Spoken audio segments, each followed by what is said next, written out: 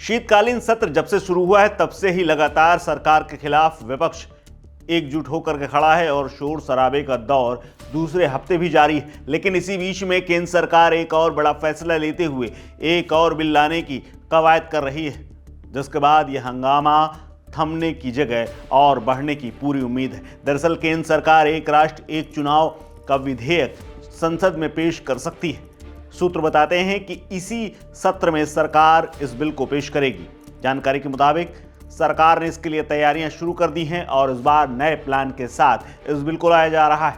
बता दें कि कैबिनेट ने एक देश एक चुनाव पर राम गोविंद समिति की एक रिपोर्ट को पहले ही मंजूरी दे दी है। सूत्र ये कहते हैं कि सरकार अब विधेयक पर आम सहमति बनाना चाहती है, इसीलिए इसी सत्र में ला करके उसको पेश करेगी और बाद में उसको आगे लेकर के बढ़ाने की कोशिश की जाएगी। साथ ही उस पर चर्चा भी हो सकती है। सूत्रों के मुताबिक सरकार अब विधेयक पर आम सहमति बनाना चाहती है। इसी के साथ व्यापक चर्चा के लिए संयुक्त संसदीय समिति या फिर जेपीसी के पास भेजने का प्लान भी बना करके बैठी हुई है।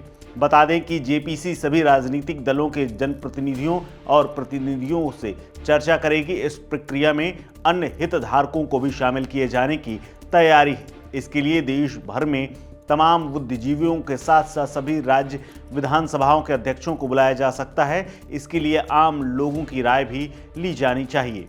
साथ ही केंद्र सरकार शुरू से ही दरअसल एक राष्ट्र एक चुनाव के पक्ष में रही है। हालांकि मौजूदा व्यवस्था को बदलना बेहद चुनौतीपूर्ण काम है। इसके लिए आम सहमति बेहद आवश्यक है। देश में एक राष्ट्र एक चुनाव को लागू करने के लिए संविधान में संशोधन करने के लिए करीब 6 विधेयक लाने होंगे। इन सभी को संसद में पारित कराने के लिए करीब 2/3 बहुमत चाहिए, जो कि आसान नहीं है क्योंकि मौजूदा सरकार पहले से ही बहुमत में नहीं है। वो गठबंधन में भले ही उसे बहुमत मिला हो, लेकिन उसकी 200 से ऊपर सीटें इस बिल की पास करने की गारंटी नहीं बन सकती। मौजूदा स्थिति में दोनों सदनों में एनडीए के पास साधारण सा बहुमत है, यानी जोड़ तंगोड़ वाला।